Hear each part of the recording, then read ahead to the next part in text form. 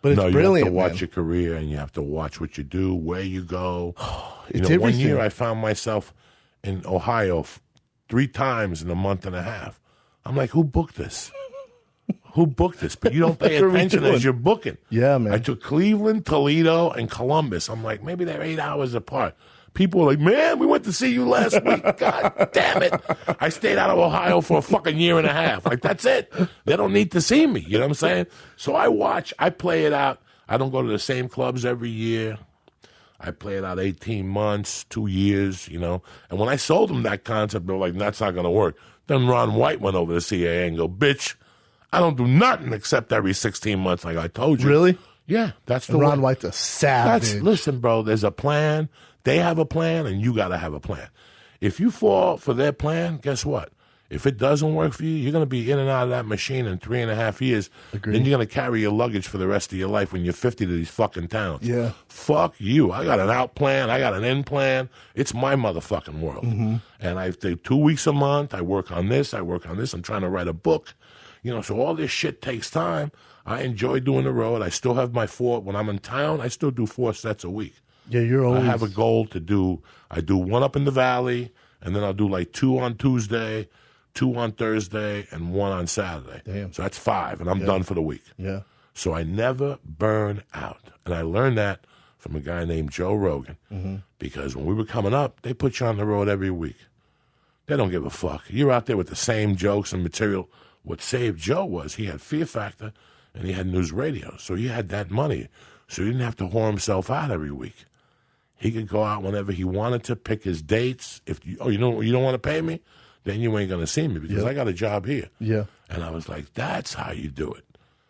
So you got to say no from time to time to keep them on their fucking you toes. have to, man. You can't Every whore once in a yourself while, out. you got to call them up and go, I got a movie, bitch. Yeah. It ain't happening next week. Yeah. What do you mean? You got to keep them on their toes and know that you don't fuck around. Anything can happen in my world at any time, know? Yeah, I think you have to be the captain of your own ship. A lot of guys just leave it to them. No. It's like they know it from a business standpoint, but they don't know it from a comic standpoint or a talent standpoint. Knowing how many comic shows have you seen? I talked to other comics. You can't just keep going back to that same well. It's going to dry And what up. works for GSP may not work for Brendan Schaub, and what works for Brendan Schaub may not work for GSP. Yeah, it's a great point. And, this is why probably a year and a half ago, almost 2 years ago probably, when people went, what's next for Conor? And I went, Floyd Mayweather. They went, why? Because I put myself in his shoes. I went, what would I do? And if I'm his manager thinking of complete business perspective here, what would I do? Floyd Mayweather. I got nothing to lose. I'll make more money than God. The promotion and publicity I get out that I'll be the biggest UFC fighter of all time.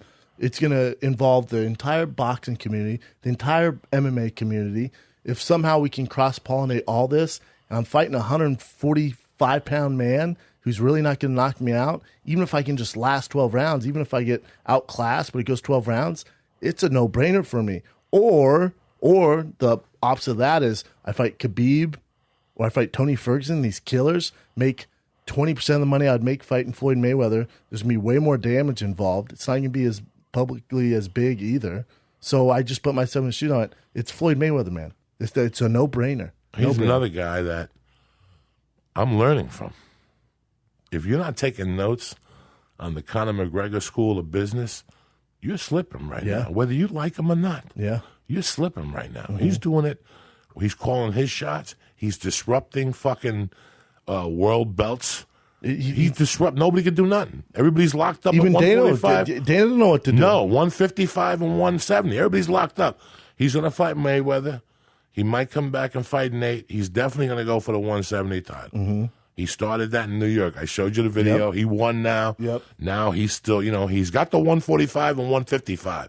What's he going to do, lurk down there with mosquitoes? He's already been down there. Done. He's going to 170. And that's just going but every one of his moves are so thought out. And calculated. And that's a businessman. And that applies to anything. A musician, a plumber, a fucking builder. That same train of thought applies to a lot of things. But with him, Joey, don't you think, and you're the same way, and Rogan's the same way, and I always say this, but you have to get to that point, it's knowing your worth. Like Conor McGregor, he knows if he did a press conference Did you notice he did Yeah, a he did press a conference a in a blue- fucking stadium that's sold out?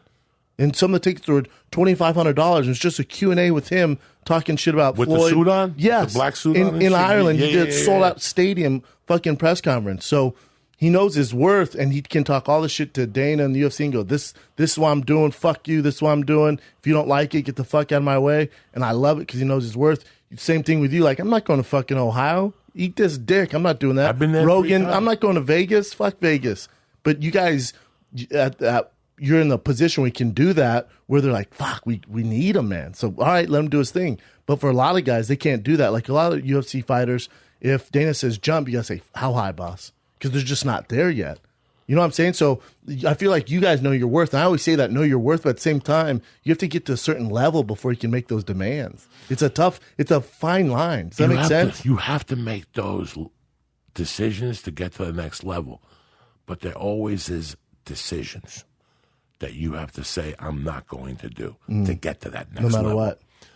You know, years ago, after that writer's strike, I wouldn't get calls for TV and movies. Guess what I got calls for? YouTube projects. Yeah. For 2 years, everybody I met for lunch, we have this YouTube project. And one day I said, come on, dudes. Do I look like a YouTube type of motherfucker? To fuck around, yeah, but not to do projects on YouTube. Yeah. And I stopped. And the phone kept ringing and prices kept going up for these YouTube web series. And I said no. And 2 days later, I got Grudge Match. The movie bombed. It didn't matter. The state of mind was what mattered. I decided what was going to do. You know, it's like I've been pitching a show lately. And I looked at the writers the other day and I go, you guys did a great job. And I want you to know my fucking attitude. I'm not going in there to sell a show. I'm going in there to let these motherfuckers justify their existence. Yeah. However you go, there's different levels where you make the decision of what and what's not going to happen. Listen, man, you have to be a star to tell comedy clubs you're not working on a fucking Sunday. And I decided in ask Rogan. Ask Rogan. See if Rogan works Sundays. Go ahead, call him up. Go, Joe, why don't you work Sundays? Because Diaz straightened me the fuck out on Sundays. Really? You goddamn right. You're goddamn right. There's Yeah, I've never seen him do a Sunday. no reason to work a Sunday. Yeah. To sit in your hotel room all day without your family and then take a plane Monday morning, which is going to be fucking delayed, you know, to do a show I hate Sundays. for 200 people that usually don't go to comedy clubs, and the show's over at 9. So now you missed the red eye by a fucking pubic hair. You missed the red eye to L.A. by a pubic hair. So now you got to land in L.A. Monday morning on the 405 at 11.